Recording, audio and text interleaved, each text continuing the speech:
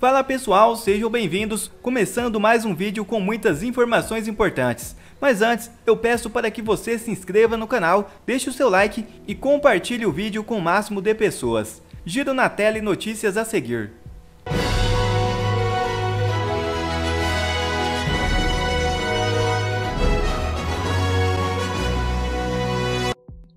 Parlamentares da oposição investigam ligação de facção cearense com deslocamento para atos de 8 de janeiro. É isso mesmo. Veja o vídeo.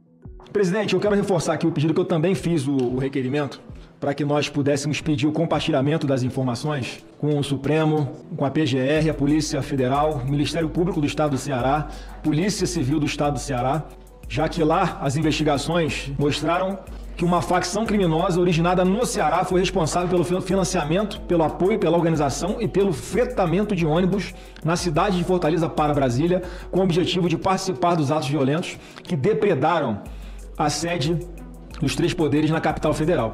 E me estranha muito não haver uma mobilização por parte da bancada de apoio ao governo Lula aqui nessa CPMI de prontamente não nos apoiar nesse requerimento. Porque se há uma linha de propalada por eles próprios de que vamos seguir os financiadores, por que quando é uma facção criminosa, deputado André Fernandes, que se constatou que teria financiado de alguma forma as pessoas para virem para cá, não há um interesse? Isso pode explicar o perfil da pessoa que agrediu a Cabo Marcela.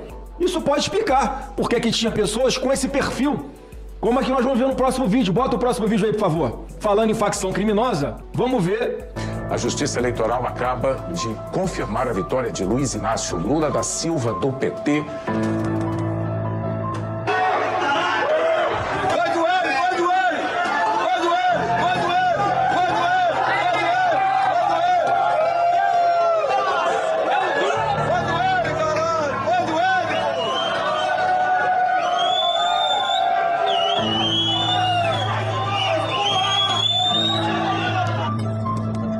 Sabe onde Lula teve mais votos no primeiro turno das eleições?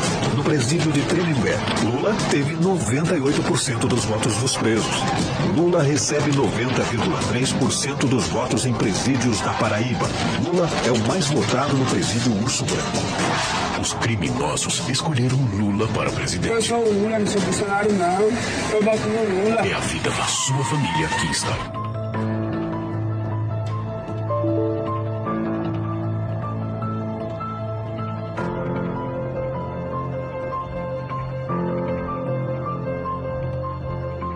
Em uma das conversas, Elias fala sobre política, reclama das ações duras do atual governo e diz que em gestões anteriores o diálogo era mais fácil. Os caras começaram o mandato agora, irmão. Agora que eles começaram o mandato. Já mexendo diretamente com a cúpula, irmão. Que quem está na linha de frente. Então, se os caras já começaram mexendo com quem está na linha de frente, os caras já entrou falando que com nós já não tem diálogo não, mano. Se você estava tendo diálogo com outros que estavam na frente, com nós já não vai ter diálogo não. Se tem diálogo com nós, tá bonito, mano. Esse aí talvez explique o desinteresse da bancada de apoio ao governo Lula em termos das informações compartilhadas com os órgãos de investigação para que a CPMI possa fazer, se for o caso, essa vinculação. Qual foi a facção criminosa do Ceará que bancou pessoas virem para cá para praticar os violentos, como, por exemplo, quem pode ter cometido essa tentativa de homicídio contra a Cabo Marcela. O deputado Felipe Barros deu mais detalhes no Oeste Sem Filtro sobre a articulação do filho de G. Dias na CPMI do 8 de janeiro, que custodiou o depoimento do pai com o assessor da senadora Elisiane Gama. Veja o vídeo. Eu sei que a maioria dos integrantes da CPI é governista, né? Apoia o governo. Agora eu pergunto, mesmo eles, neste momento, não entendem que o general G. Dias fez o suficiente para ser preso, que a Elisiane, a senadora, já fez o suficiente para ser destituída imediatamente das funções de relatora, e que o filho do general também precisa ser enquadrado, né, num desses inquéritos aí da fake news, 8 de janeiro, qualquer um, tem inquérito sobrando para ele. Eles não entendem. Tudo bem, eles estão apoiando o governo, mas eles não acordam mesmo diante dessas evidências?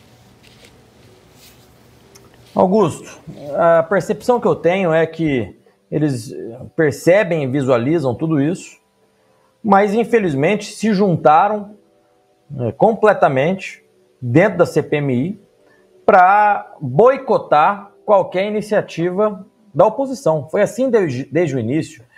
O governo estava distribuindo emendas de orçamento secreto, milhões de reais por parlamentar, para que os parlamentares retirassem as assinaturas.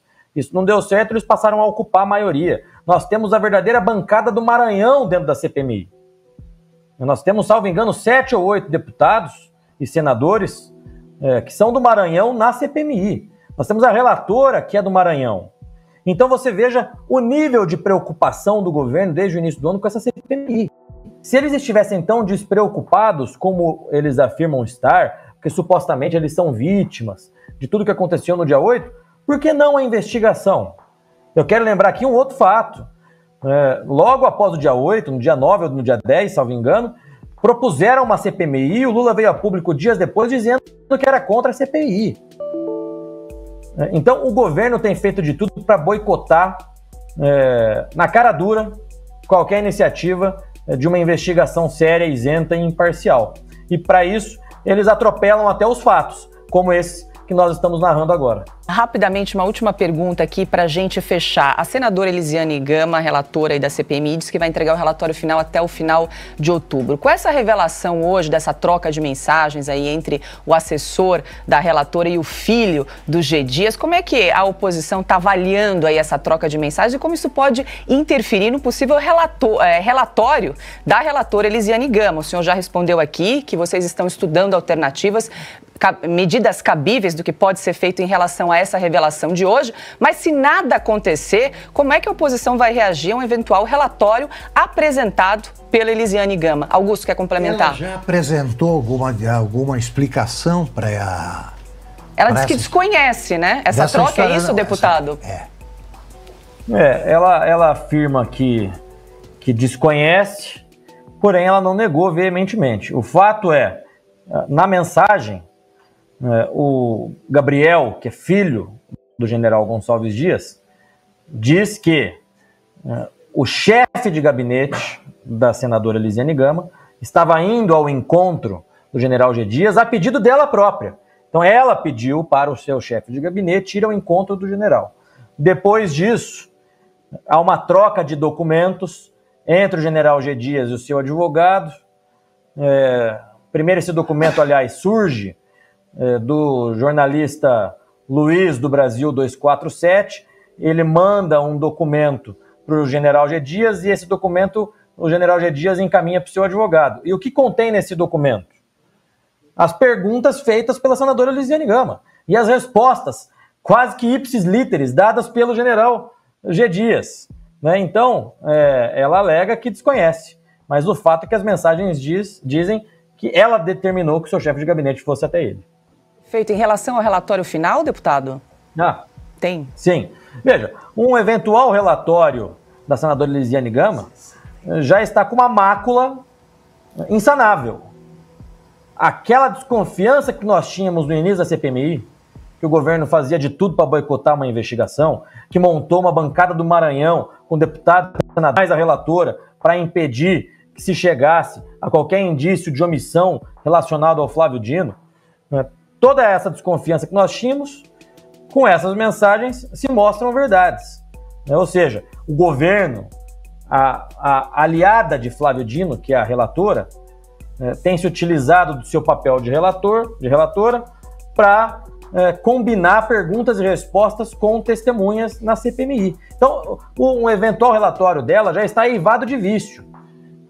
Politicamente falando, é um relatório que acaba nascendo natimorto, porque comprova que ela simplesmente produz um relatório dentro dos parâmetros que o próprio Flávio Dino deseja e almeja. Então, politicamente falando, é um relatório que não vale absolutamente nada. Dia 8 da matéria na tela. STF. Rosa Weber libera ação sobre descriminalização do aborto. Corte ainda não tem data para começar a julgar o caso. O deputado federal Nicolas Ferreira mandou um forte recado para a ministra do STF. Veja o vídeo. não gostaria de estar fazendo esse pronunciamento hoje, mas acabo de receber a notícia que a ministra Rosa Weber acaba de liberar a ação do julgamento que trata sobre a descriminalização do aborto, ou leia-se, traduz-se, a matança de crianças no ventre até 3 meses.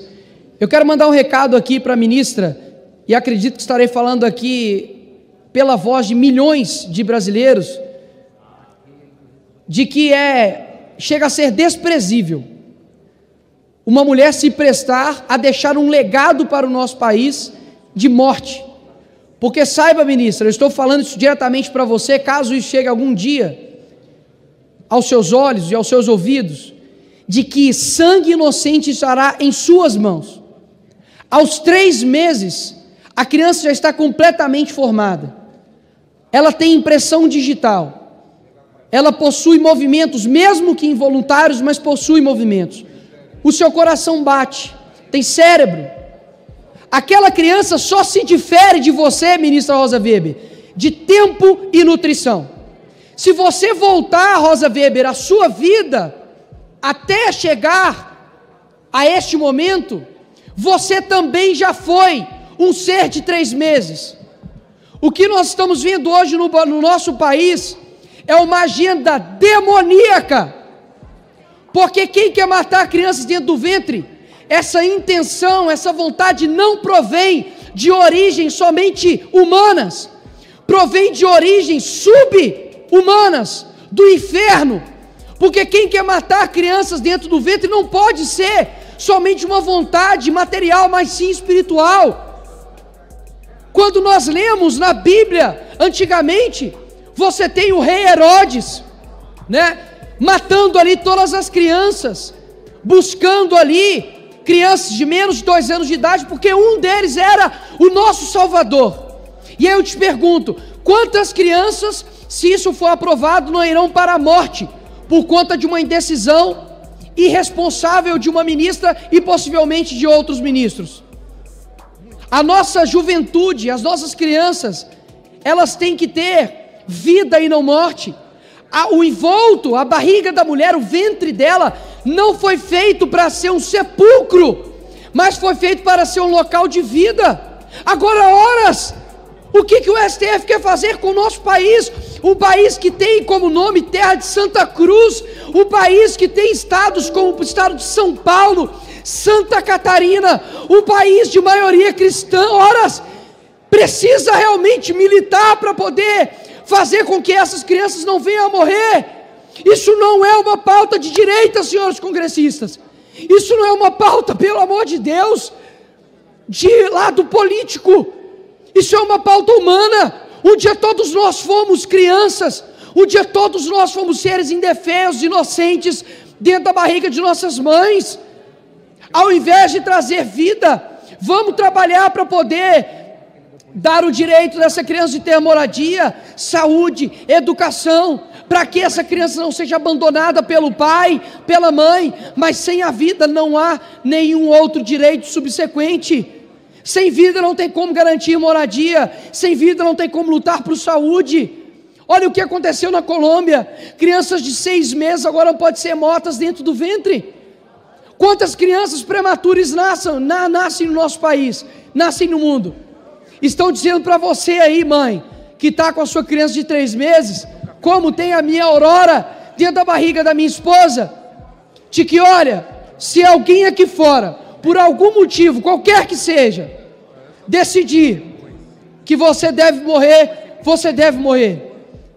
Eu faço aqui um apelo, mais uma vez, porque eu acredito que os olhos do Senhor não estão fechados para o que está acontecendo aqui no nosso país. Saiba, ministra Rosa Weber e todos os outros ministros, que possivelmente, futuramente, irão votar, sim ou não, para poder aprovar a matança de crianças no ventre até 3 meses, de que o Senhor, a Bíblia fala que Deus, Ele é amor, mas um dos atributos de Deus chama-se justiça. Não queiram experimentar a ira do Senhor. Eu digo isso aqui não como político, eu digo isso aqui como alguém que conheceu, não de ouvir falar, mas de conhece o amor de Cristo, mas também conhece a sua justiça. De que vocês não ousem tocar na vida dessas crianças. Saiba que esse país tem cristãos que oram. Saiba que esse país tem cristãos que de joelhos lutam contra potestades e principados. Canalhas são vocês. Porque quando alguém vem aqui dizer algo que vocês discordam, vocês chamam de genocida. Genocidas são vocês que querem apoiar matar crianças dentro do ventre. Mas o genocídio silencioso, um genocídio que mata 58 milhões de crianças no ventre, e eu não tenho que ouvir ainda risos, tenho que ver risos na cara de pessoas aqui ainda nesse plenário, de um tema tão sério.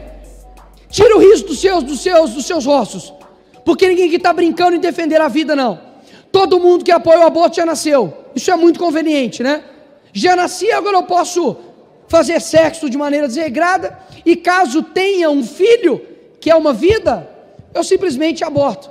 Afinal de contas, meu corpo, minhas regras.